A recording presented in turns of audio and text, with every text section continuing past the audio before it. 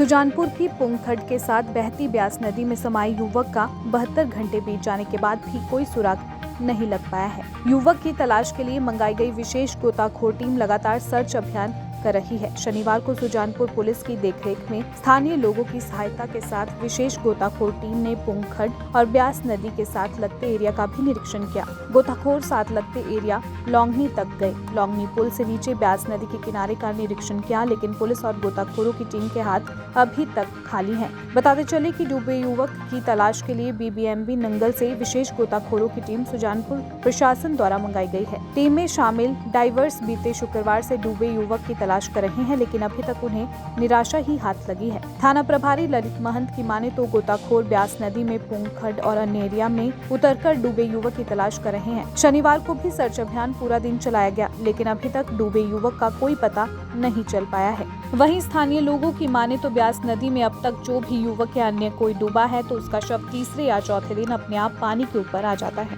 Dainik Savera TV के लिए सुजानपुर से गौरव जैन की रिपोर्ट। सुजानपुर की पुंगखड के साथ बहती ब्यास नदी में समाये युवक का 72 घंटे बीत जाने के बाद भी कोई सुराग नहीं लग पाया है। युवक की तलाश के लिए मंगाई गई विशेष गोताखोर टीम लगातार सर्च अभियान कर रही है। शनिवार को सुजानपुर पुलिस की देखरेख में स्थानीय लोगों की सहायता के साथ विशेष गोताखोर टीम ने पुंगखड और ब्यास नदी के साथ लगते एरिया का भी निरीक्षण किया। गोताखोर साथ लगते एरिया लौंगनी तक गए। लौंगनी पुल से नीचे ब्यास नदी के किनारे का निरीक्षण किया, लेकिन पुलिस और गोताखोरों की टीम के हाथ अभी तक खाली हैं। बताते चले कि डूबे युवक की तलाश के लिए बीबीएमबी नंगल से विशेष गोताखोरों की टीम सुजानपुर प्रशासन द्वारा मंगाई गई है। टीम में शामिल डाइवर्स बीते शुक्रवार से डूबे युवक की तलाश कर रहे हैं, लेकिन अभी तक उन्हें निराशा ही हाथ लगी है। थाना प्रभारी ललित महंत की माने तो गोताखोर ब्यास नदी में पुंगखड और अन्य एरिया में उतरकर डूबे युवक की तलाश कर रहे हैं। शनिवार को भी सर्च अभियान पूरा दिन चलाया गया, लेकिन अभी तक डूबे युवक का कोई पता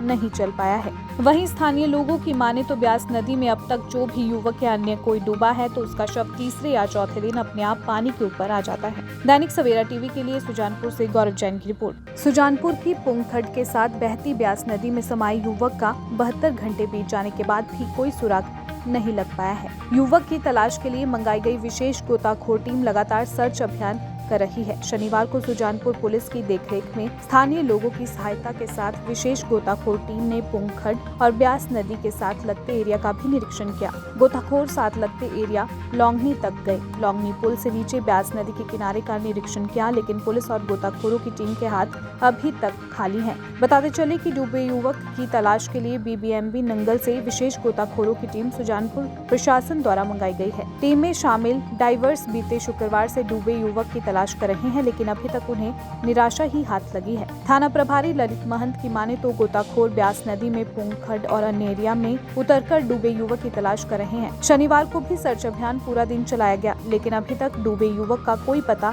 नहीं चल पाया है। वहीं स्थानीय लोगों की माने तो ब्यास नदी में अब तक जो भी युवक या अन्य कोई डूबा है तो उसका शव तीसरे या चौथे दिन अपने आप पानी के ऊपर आ जाता है। दैनिक सवेरा टीवी के लिए सुजानपुर से गौरव जैन की रिपोर्ट।